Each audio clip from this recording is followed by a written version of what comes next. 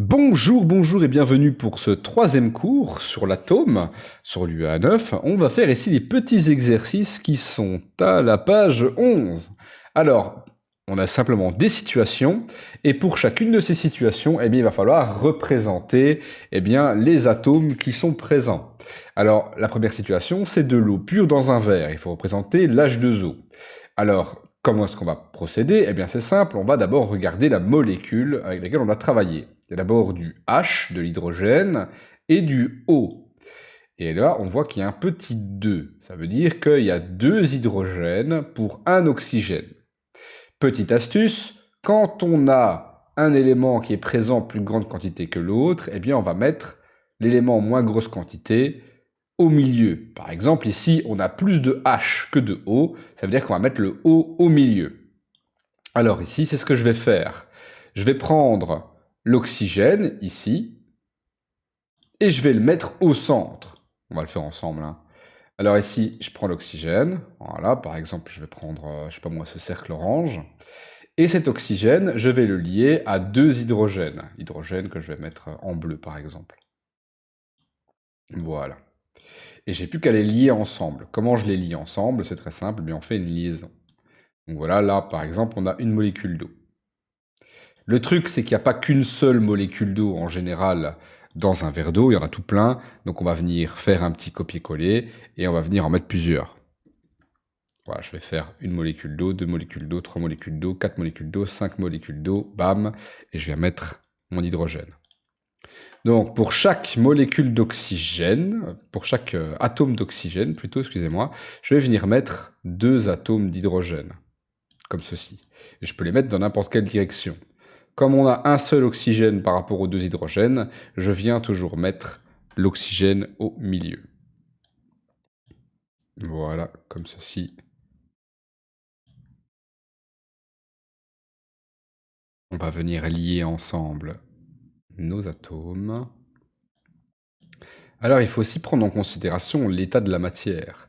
Ici, par exemple, on a un verre d'eau. On comprend que l'eau est liquide.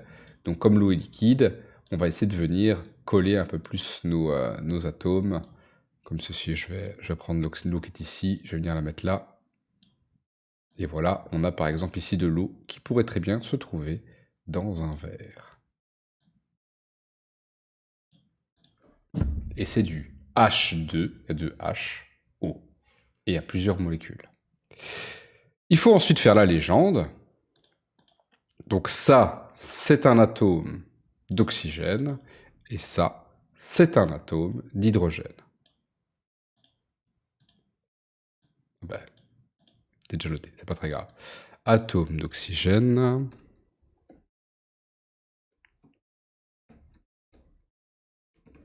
Et là en dessous, ce sera l'atome d'hydrogène.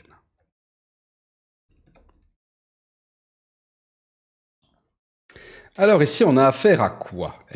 Comme vous le voyez, on a un seul type de molécule. Comme on a un seul type de molécule, c'est donc un corps pur. Mais il y a plusieurs types d'atomes. Il y a des atomes d'oxygène et il y a des atomes d'hydrogène. Comme il y a plusieurs types d'atomes, c'est donc un corps pur composé. Donc ici, on peut noter que c'est un corps pur composé. Corps pur composé. Premier exercice. Ce que je vais vous demander de faire, c'est de faire les épisodes suivants. C'est de faire les exercices suivants tout seul.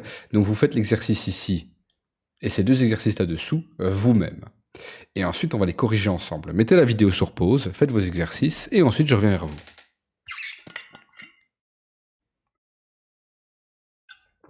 Ça y est, vous avez terminé votre exercice? Bon, c'est parti pour la correction.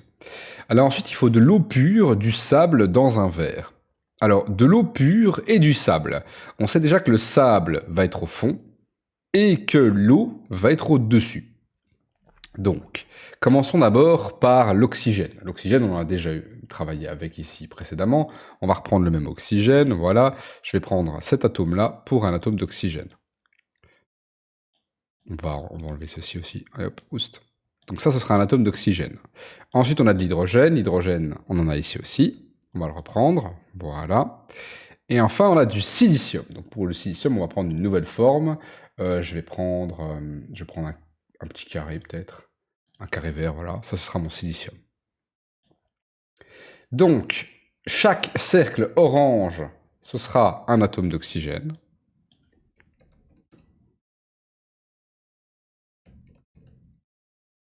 Chaque rond bleu, ce sera un atome d'hydrogène.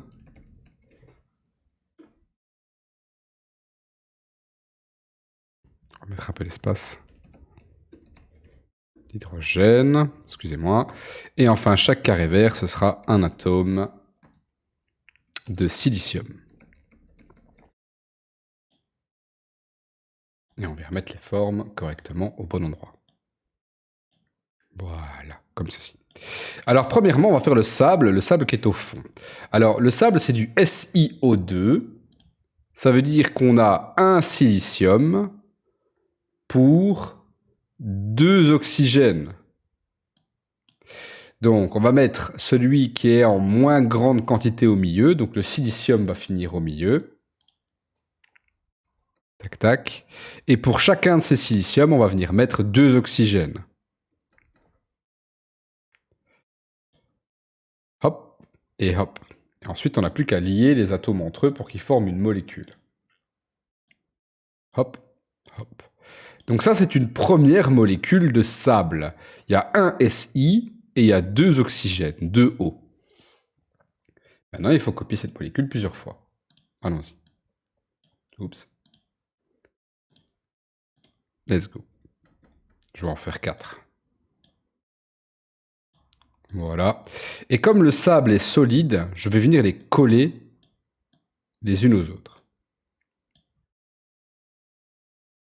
Voilà. Mettons l'oxygène. 1, 2, 3, 4, 5 et 6. Donc les molécules sont bien collées. J'ai plus qu'à relier les atomes entre eux pour former des molécules. Voilà. Comme ceci. On a donc 4 molécules de sable, dont chaque molécule de sable est composée de 2 atomes d'oxygène et d'un atome de silicium. Maintenant que le sable est là au fond du verre, j'ai plus qu'à rajouter l'eau au-dessus. Comment je viens rajouter l'eau au-dessus? Eh bien, c'est très simple. Je viens reprendre ici des molécules d'eau liquide que je vais venir replacer par-dessus. Là, je les mets plus écartés. Pourquoi je les mets plus écartés? Car contrairement au sable, l'eau ici est à l'état liquide, et comme l'eau est à l'état liquide, eh bien les molécules d'eau sont plus écartées les unes des autres. Voilà, je le mets un peu comme je veux, vu que dans un liquide, il y a beaucoup moins d'ordre. Voilà. Voilà, j'ai plus qu'à relier ensemble mes atomes. Let's go. Et voilà, j'ai mes molécules d'eau, qui sont ici liquides. Chaque molécule d'eau est composée de 2 atomes d'hydrogène et d'un atome d'oxygène. Et comme il n'y a qu'un seul atome d'oxygène, eh bien on vient forcément le mettre au milieu. Ici, on a 2 types de molécules différentes. Quand on a plusieurs molécules différentes qui composent un produit chimique, c'est donc un mélange. Ici, on peut distinguer le sable et l'eau. On peut voir qu'ils sont bien séparés l'un de l'autre. C'est donc un mélange hétérogène. Donc on va bien noter ici, mélange hétérogène.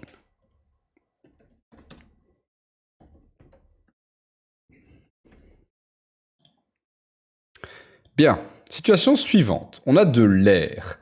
Dans cet air, on a du dioxygène, O2, du dioxyde de carbone, CO2, et du diazote, N2. On va d'abord commencer par représenter les atomes dont on va avoir besoin, et on va commencer par l'oxygène. Alors l'oxygène, je vais faire comme j'ai fait précédemment, je vais faire un petit cercle orange.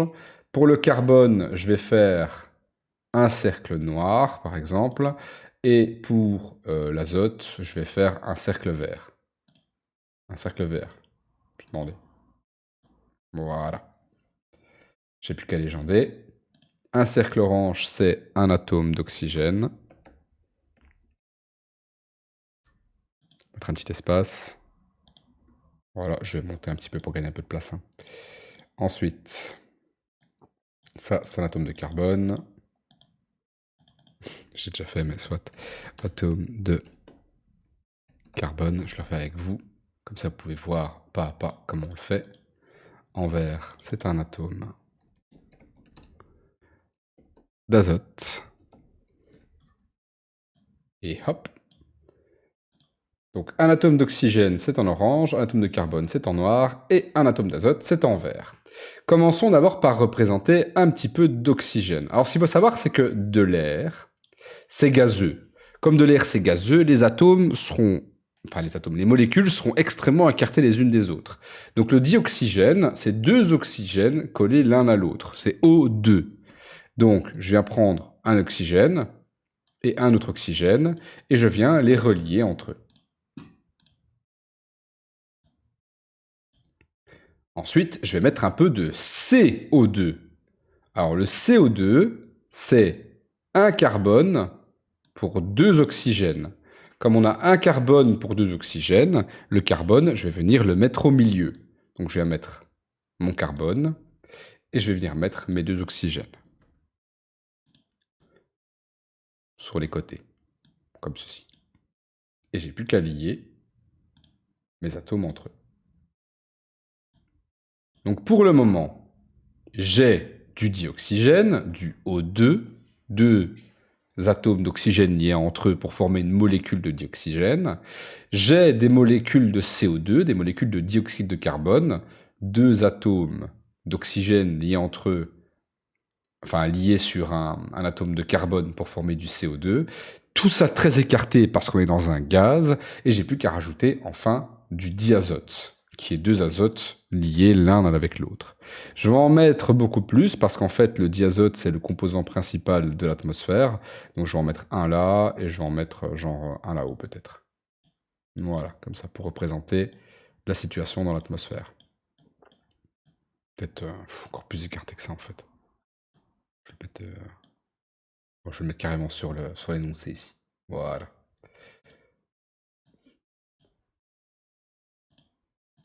Et j'ai plus qu'à lier ensemble les azotes. Donc voilà, j'ai du CO2, j'ai du O2, j'ai du N2. Et ils sont tous très écartés l'un de l'autre. Ils sont plus écartés que dans un liquide, et ils sont encore plus écartés que dans un solide. Donc dans un solide, les molécules, vous les mettez bien collées, bien serrées les unes avec les autres. Dans un liquide, vous les mettez un peu moins écartées, un peu plus en désordre. Et dans un gaz, vous les mettez très écartées les unes par rapport aux autres, très en désordre. Alors ici, on a plusieurs molécules différentes. Donc, comme on a plusieurs molécules différentes, c'est donc un mélange. Est-ce qu'on peut distinguer les éléments du mélange? Non, donc c'est un mélange homogène. Ici, l'air, c'est un mélange homogène. Ben voilà, c'est noté, mais soit. Mélange homogène. Enfin, dernière situation, c'est de l'eau et du sel. Alors l'eau et le sel se mélangent bien, d'accord? Donc on sait déjà que ça va être un mélange, hein, mais soit, homogène bien sûr. Et l'eau et le sel, donc les molécules de sel vont venir se mettre entre les molécules d'eau. Donc première chose, on va représenter des molécules d'eau, donc il va nous falloir de l'oxygène pour H2O, il va nous falloir de l'hydrogène, et il va nous falloir du Na et du Cl. Alors ici, je vais simplement vous afficher, ça ira plus vite, hein, vous avez compris comment ça marche. Alors ici, vous voyez que les molécules de sel, qui sont composées de sodium ainsi que de chlore, liés entre eux, NaCl, se mettent entre les molécules d'eau, qui sont composées d'oxygène et d'hydrogène, d'H2O.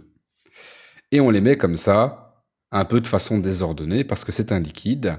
C'est moins écarté que dans un gaz, c'est plus écarté et plus désordonné que dans un solide.